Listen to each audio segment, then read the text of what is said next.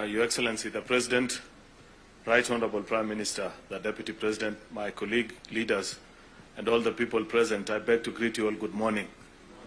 I welcome all of you to the PG this morning, the first joint PG of this wonderful team that is performing great transformation in our country.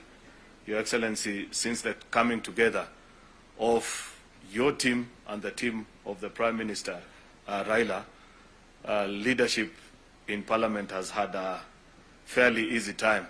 It's still not easy because we have many other challenges, but speaking from our perspective as a Senate, a house that is sometimes very difficult because of an elusive number called 24, which is not very easy to raise on many occasions.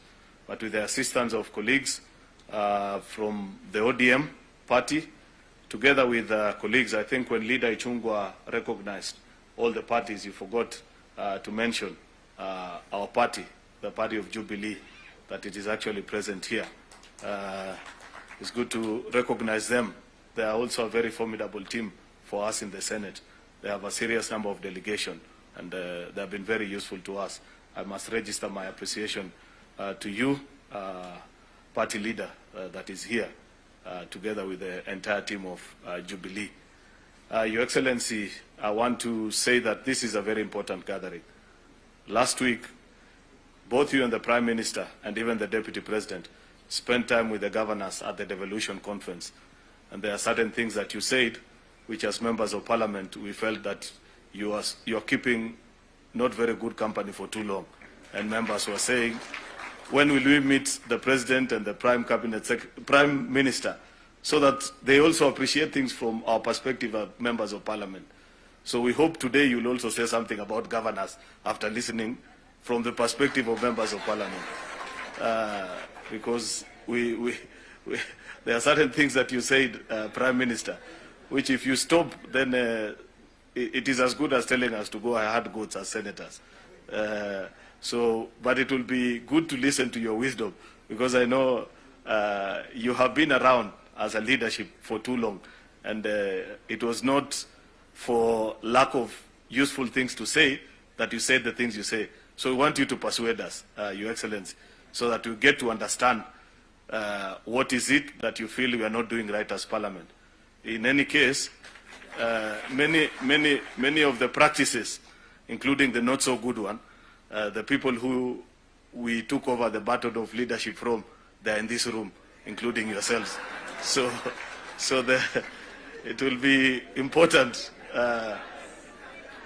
I'm being told 2 terms to 2 terms to me or to the President. At the risk of overdoing myself, Your Excellency, together with the Prime Minister, I just felt it will be important to register that part of the feeling on the part of members. I know we'll listen to a presentation. Then during the open mic session, after we have listened to the Prime Minister, the Deputy President, and to you, we'll have a chance also to speak and share our challenges as members of Parliament on how we can move the country better together. I thank you and I appreciate everything. God bless you.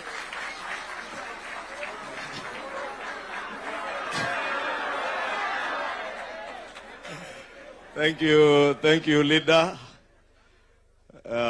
Your Excellency, as you have clearly heard, Senator Aaron Cheruiyot has earned himself a 2-term as a leader of majority in the Senate. Allow me to now welcome my partner and colleague, the Honorable Junet Mohamed.